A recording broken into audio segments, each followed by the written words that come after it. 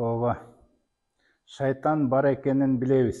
Кимде ким шайтан жок дей турган болсо капыр болуп калат. Шайтан элешиптир, шайтан азгырыптыр, шайтан ээлеп алыптыр, шайтан бузуп салыптыр, ичирип салыптыр деги эле билебиз, бирок шайтан менен кантип күрөшүштү билбейбиз, билгибиз да келбейт. Бул маселеде жеңгиле шайтанды бейишке жетип алгыла дейт.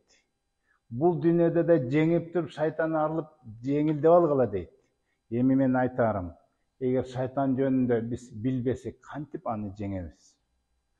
Мына бул китепти атайынышка чыгарганбыз, эл билсин деп. Шайтан каерде жашайт, эмне жейт, ким менен жашайт, эмнеден жаралган, кантип кирет, канткенде чыгат, эмнеден коркот, эмнеден коркпойт, кандай ооруларды алып келет, толгон токой маалыматты бергенбиз. Билсин деп, мына ушуну мен айтып келдим, шайтан өтө көп зыян кылат, ооруларды алып келет. Өзгөчө бүгүн көз тийүү илешип калыптыр, сук кирип кетиптир, кара дуба дегенди баарыбыз билебиз. Мына биздин балдарыбыз да ушу биздин кесепетибизден мынакей жабыркап атат, и страдают наши дети, наше потомство. Эмне үчүн балдар бүгүнкү күнү жабыркап атат? Агрессивный балдар көбөйдү, ызырланып, ачууланып, бирдекени талкалап, укпай, кыйкырып, түнү менен бакырып, туруп алып, өздөрү билбей басып кетип, төшөккө сыйып коюп, жана ушундай кандай деген көптөгөн балдарыбыздын оорусу ата энесинин кесепетинен, мына шайтандан корганды билбейбиз.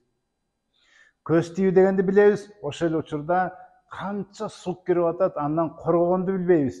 Сүрөттөрүн тартып кайра бардыгынан на показуха чыгарабыз. Биринчи, эң негизинде шайтан бул жолой албайт балдарга, балдарды коруп жүргөн периштелерди байлап койгон. Ал периштелер качып кетет, эмне үчүн? Балдар күнөөсүз, ал күнөө кылбайт.